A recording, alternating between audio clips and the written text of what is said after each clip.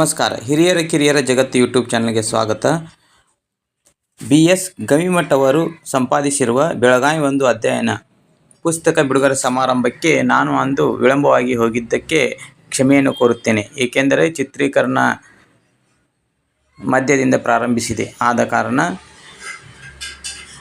ಈ ಪುಸ್ತಕದಲ್ಲಿ ನಮ್ಮ ತಂದೆಯವರ 4ನೇ ಒಂದು ಭಾಗದ ಬೆಳಗಾವಿ ಮಹತ್ವ ಮತ್ತು ಕನ್ನಡ ಸಂಸ್ಕೃತಿ ಎಂಬ ಲೇಖನವನ್ನು ಬರೆದಿದ್ದಾರೆ ರಾಮಚಂದ್ರ ಯಲ್ಲಪ್ಪ ಡವಳಿಯವರು.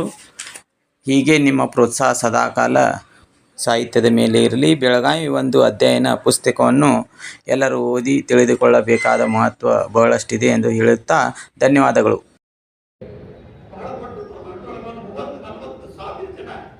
ರಾಜ್ಯೋತ್ಸವ ಆಚರಿಸಲಿಕ್ಕೆ ಇಲ್ಲೆಲ್ಲ ಸೇರಿತು. ಮತ್ತ ಇವರನ್ನ ಈ ಕನ್ನಡಿಗರನ್ನ ಬಿಡಬಾರದು ಅಂತ ತಿಳ್ಕೊಂಡು ಮರಾಠಿಗರ ಏಕೀಕರಣ ಸಮಿತಿ ಮಾಡಿದ್ದಾವ. ಅವರೆಲ್ಲ ಗಣಪತಿಗಲ್ಲಿ ಸಾರ್ವಜನಿಕ ವಾಚನಾಲಯ ಏನಂತ ಲೈಬ್ರರಿ ಒಳಗ ಕಟ್ಟದ ಮೇಲೆ ನಿಂತು ಕರೆಗೆ ನಿಂತು ನೆರವೇರಿಕೆ ಮೇಲೆ ಕಲ್ಲು ಹೋಗೋದು ಎಲ್ಲ ಮಂದಿ ಓಡಾಕ ಇದ್ದೀವಿ. ಅವಾಗ ಇವ್ರು ಬರಬರ ಬಿಡ್ಬೇಕಂತ ತಿಳ್ಕೊಂಡು ಇವೆಲ್ಲ ಪ್ಲಾನ್ ಇತ್ತು. ಅವಾಗ SP ಕಾರ್ತಿಕೇಯ ಏನೇ ಮುತ್ತನ್ನ ಅಂತ ಜಿಲ್ಲಾಧಿಕಾರಿಗಳು ಬಹಳ ಕಡಕ್ ಆಫೀಸರ್ ಇರ್ತಿದ್ರು.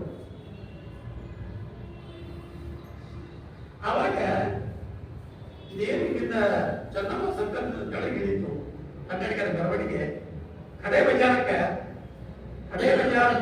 ಗಣಪತಿಗಲ್ಲಿಗೆ ಹೋಗ್ಬೇಕಾಗಿತ್ತ. ಆ ಪೊಲೀಸರು ಏನ್ ಮಾಡಿದ್ರು, ಗಣಪತಿಗಲ್ಲಿಗೆ ಹೋಗ್ಕೊಟ್ಟಿಲ್ಲ, ಈ ಕಡೆ ಮೈಸೂರು ರೈಟ್ ಸೈಡ್ ಅಲ್ಲಿ ಹೋಗಿದ್ರೆ ಕದ್ದು ಬೀಳ್ತಾವ ತೆಗಿ ಹಾಕತ್ತೆ ಅನ್ನೋದು ಅವ್ರಿಗೆ ಗೊತ್ತಾಗಿತ್ತು. ಅವಾಗ ಅದು ಉಳಿದು ಹೋದವು. ಆದ್ರೆ ಇವನ್ನ ಬಿಡಬಾರದು ಅಂತ ತಿಳ್ಕೊಂಡು ಮತ್ತೆ ಡಿಸೆಂಬರ್ 1ನೇ ತಾರೀಕಿಗೆ ಒಂದು ಪ್ಲಾನ್ ಮಾಡಿದ್ರು. ಆದ್ರೆ ಆ ಕಾಲಕ್ಕೆ 73 ಜವಾಹರ್ಲಾಲ್ ನೆಹರು ಮೆಡಿಕಲ್ ಕಾಲೇಜಿನ ಕನ್ನಡ ಬಳಗ ಮತ್ತು ರಾಜ್ಯೋತ್ಸವ ಆಚರಿಸಲಿಕ್ಕೆ ಒಂದು ಕರೆ ಕೊಟ್ಟರು.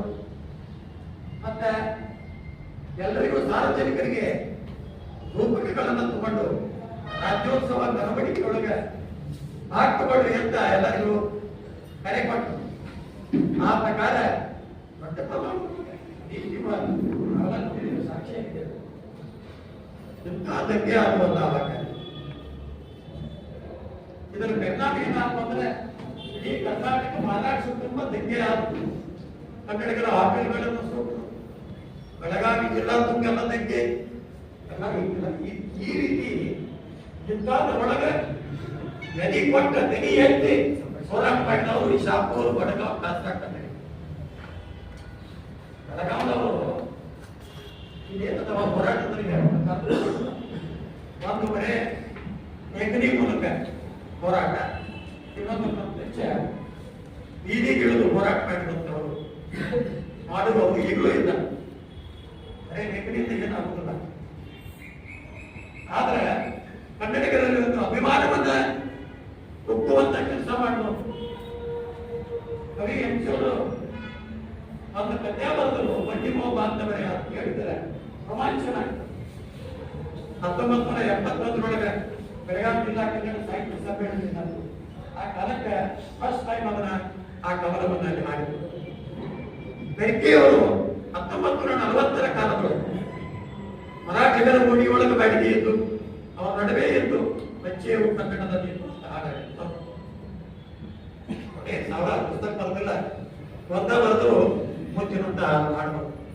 ವಿಶ್ವಕವಿ, ವಿಶ್ವ ಪ್ರಸಿದ್ಧಿ ಪಡೆದರು ಅವರು ಬೆರ್ಕೆಯವರು.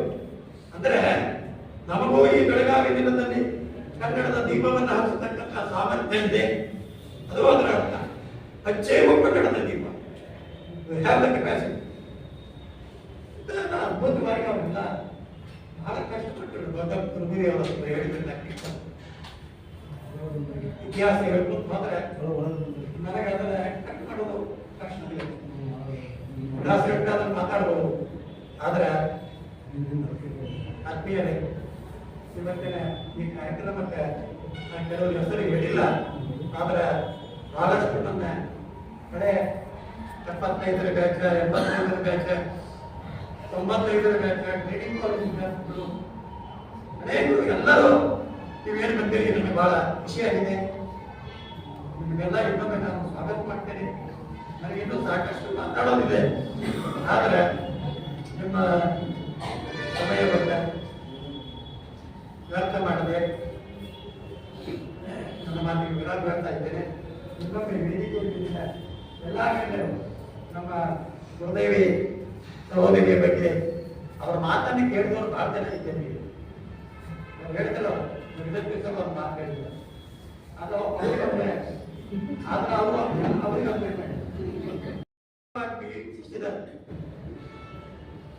ಅವರು ಒಂದು ನರಕದ ಬಗ್ಗೆ ವರ್ಣನೆ ಮಾಡಿದ್ರು ಕೂಡ ಆ ನರಕಕ್ಕೆ ನೀವೆಲ್ಲ ಹೋಗ್ಬೇಕು.